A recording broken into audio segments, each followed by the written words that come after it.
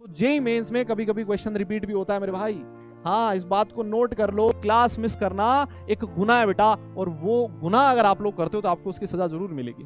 बहुत सारी rough copy आप लोगों ने ढेर लगा रखी होंगी ना, तब जाके जेई में अच्छी रैंक आती है मेरे भाई।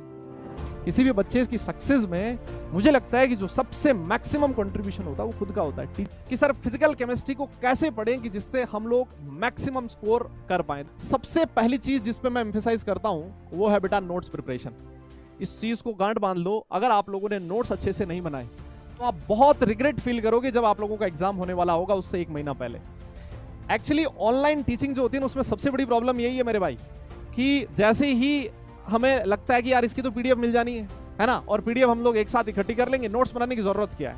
बेटा देखो, नोट्स बहुत ही जरूरी है, अपने नोट्स से पढ़ने का मजा ही कुछ और है ना। बाकी किसी के नोट्स फिर आप बाद में अगर लेते फिरोगे, पीडीएफ वगैरह होती है वो भी इधर उधर हो जाती है। तो सबसे इंपॉर्टेंट चीज है नोट्स बनाओ, अपने शब्दों में नोट्स लिखो, उनसे रिवीजन करने में आपको आसानी रहती है और आप अपना रिवीजन भी बहुत फास्ट कर सकते हो। सबसे बड़ी चीज ये है ना।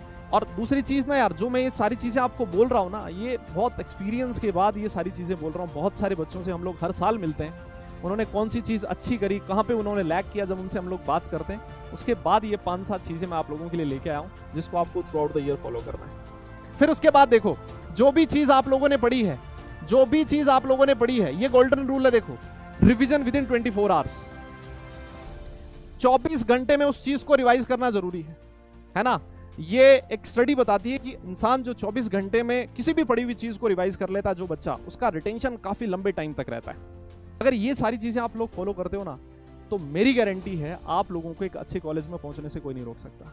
अब इसके बाद देखो, एक और चीज, बहुत ही प्यारी चीज लिखी है कि consistency is the key to success. अब आप लोगों के सर बोलोगे, सर किस चीज में कंसिस्टेंट रहना है? हर चीज में कंसिस्टेंट रहना है। हर चीज में क्या सर, मैं तो सोता बहुत हूं, क्या इसमें भी कंसिस्टेंट रहना है?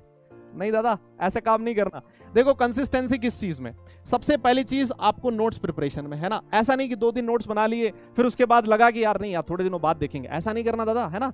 हर दिन आपको नोट्स बनाने हैं, हर दिन आपको क्लास अटेंड करनी है। क्लास अटेंड करना, देखो कोचिंग इंडस्ट्री में ऐसा बोला जाता है, सुनना मेरी बात, कोचिंग इंडस्ट्री में ऐसा बोला जाता है कि क्लास मिस करना एक गुनाह है।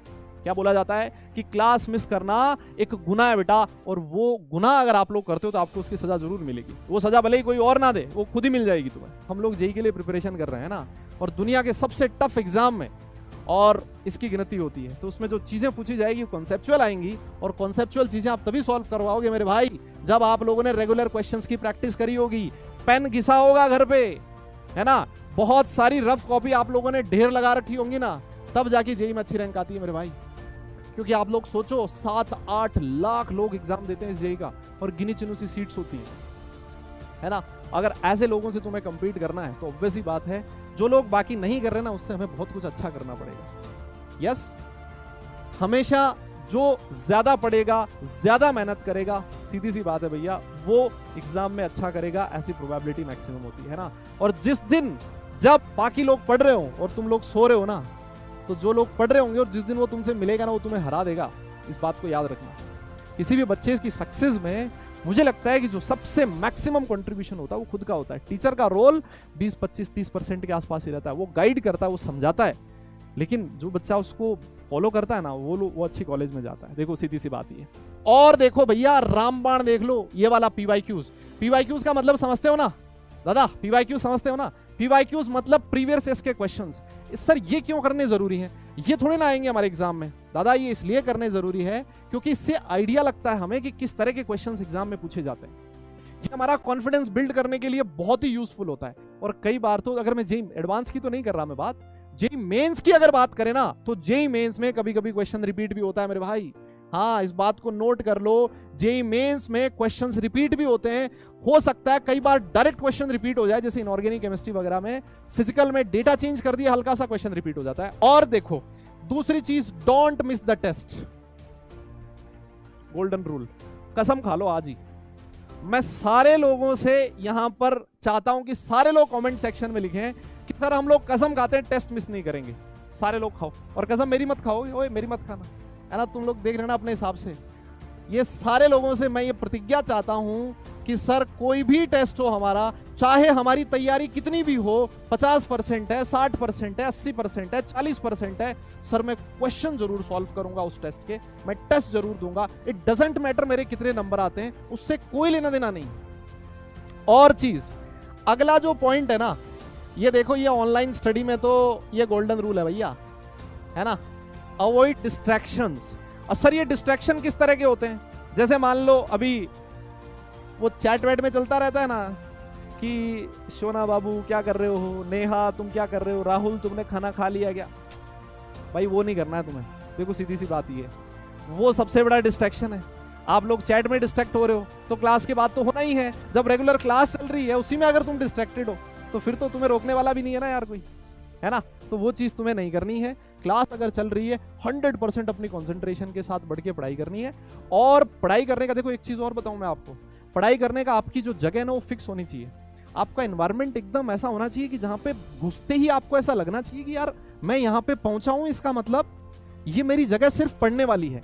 ऐसा आपको माहौल, ऐसी जगह क्रिएट करनी पड़ेगी आपके घर में, है ना। मैं समझ सकता हूँ यार बहुत सारे लोग ऐसे होंगे जिनका अपना एक अलग से रूम नहीं होगा, है ना। हमारे पास भी नहीं था जब हम लोगों ने पढ़ाई करी थी, सेपरेट रूम नहीं होता था।